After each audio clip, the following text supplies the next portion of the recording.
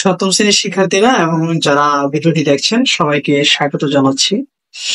আজকে ভিডিওতে একটি খুবই গুরুত্বপূর্ণ অঙ্ক, যেটা বিভিন্ন চাকরি পরীক্ষা অনেক সময় আসে এবং সপ্তম শ্রেণীর গণিত 2.2 এর 11 নম্বর অঙ্ক এটি। আমরা যদি প্রশ্নটা খেয়াল করি, যে বলছে একটি দ্রব্য 400 টাকায় বিক্রয় করলে যত ক্ষতি হয় 480 টাকায় বিক্রয় করলে তার 3 গুণ লাভ হয়। দ্রব্যটির ক্রয় মূল্য কত? 400 টাকায় বিক্রয় করলে যত ক্ষতি হয় এবং 480 টাকা বিক্রি করে তার 3 গুণ লাভ হয়। তাহলে তো আমরা জানি না যে কত টাকা ক্ষতি হয়, তাহলে আমরা লিখি এভাবে যে মনে করি 400 টাকায় বিক্রয় করলে ক্ষতি হয় ক টাকা। ঠিক আছে, এটা হচ্ছে ক্ষতি হয় হচ্ছে ক টাকা আমরা ধরে নিলাম। তাহলে ক্ষতিতে ক্রয় মূল্য নিরূপণের সূত্র হচ্ছে বিক্রয় মূল্য যোগ ক্ষতি। মানে আবারও বলতেছি, ক্ষতিতে ক্রয় মূল্য নিরূপণের সূত্র হচ্ছে বিক্রয় মূল্য প্লাস হচ্ছে কি ক্ষতি। তাহলে বিক্রি করছে জিনিসটা কত টাকা? 400 টাকা, আর ক্ষতি হচ্ছে কি ক টাকা। তার মানে ক্রয় মূল্য হচ্ছে কি 400 যোগ হচ্ছে কি ক। আবার এখানে বলা আছে যে 480 টাকায় বিক্রয় করলে লাভ হবে ক এর 3 গুণ। তাহলে ক এর 3 গুণ মানে হচ্ছে কি 3 ক টাকা। এবার লাভে ক্রয় মূল্য নিরূপণের সূত্র আছে। লাভে ক্রয় মূল্য নিরূপণের সূত্র হচ্ছে বিক্রয় মূল্য মাইনাস হচ্ছে কি লাভ।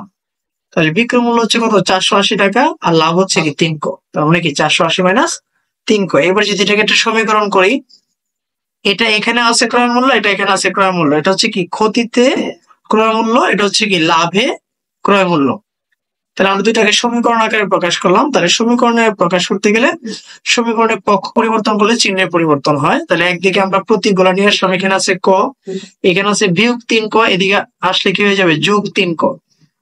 আর এদিকে আছে 480, এখান থেকে 400 এদিকে চলে গেলে বিয়োগ হয়ে যাবে। 3 ক আর একটা ক যোগ করলে হচ্ছে 4 ক, 4 ক সমান হচ্ছে কি 40। তাহলে ক এর মান কত হয়ে যাবে? ক এর মান হয়ে যাবে হচ্ছে কি যে 80 কে যদি আমরা 4 দ্বারা ভাগ করি তাহলে কত হয়ে যাবে? 20। এবার এই যে ক্রয় মূল্য যে নিরূপণ করবো, ক্রয় মূল্য সূত্রটা কি ছিল?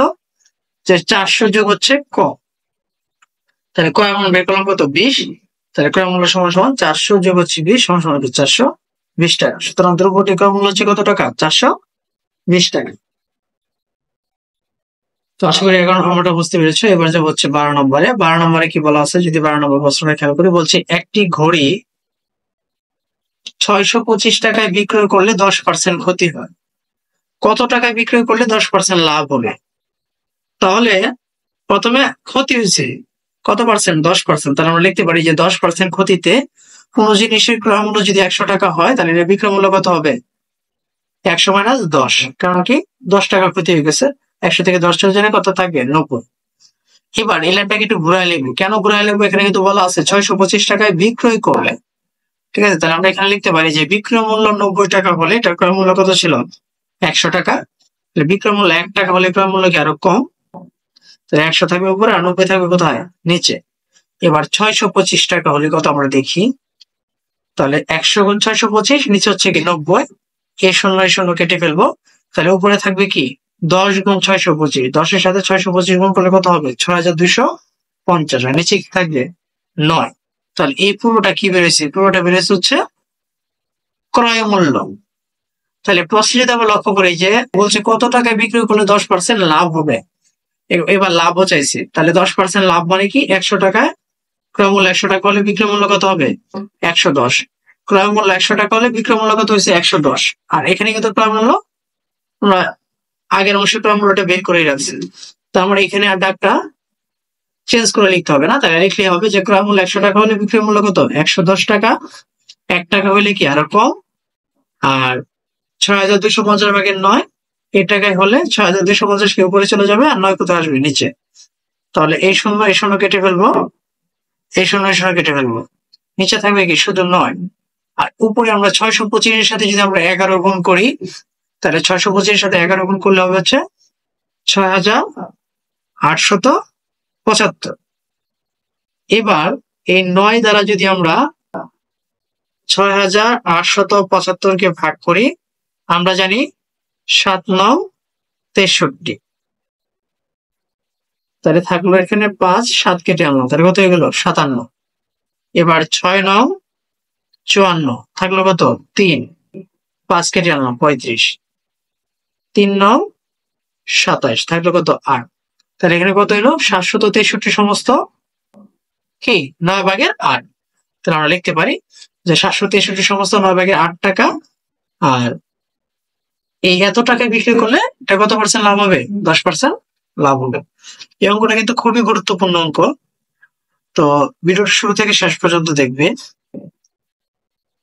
ঠিক আছে, তো এবার যাবো হচ্ছে 13 নম্বর প্রশ্নের কোশ্চেনে। 13 নম্বর প্রশ্নে লক্ষ্য করে 13 নম্বর প্রশ্নে বলা হচ্ছে মাইশা প্রতি মিটার 20 টাকা দরে 15 মিটার লাল ফিতা ক্রয় করলো।